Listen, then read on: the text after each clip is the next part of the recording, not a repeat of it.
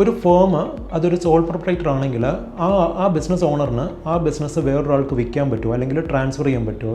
ഇപ്പം ഒരാൾ സ്റ്റാർട്ട് ചെയ്തു, ആ ബിസിനസ് ഇപ്പം പുള്ളിയുടെ ഫ്രണ്ടിന് ഇപ്പോൾ അത് സെല് ചെയ്യണമെന്നുണ്ടെങ്കിൽ അത് പോസിബിൾ ആണോ? ഓണർഷിപ്പിൻ്റെ കേസിലേക്ക് നമ്മൾ വരുവാണെങ്കിൽ ഒരു പ്രൊപ്രൈറ്റർഷിപ്പ് കൺസേണിന് ഒരിക്കലും നമുക്ക് ഈ ഓണർഷിപ്പ് ട്രാൻസ്ഫർ ചെയ്യാൻ പറ്റില്ല.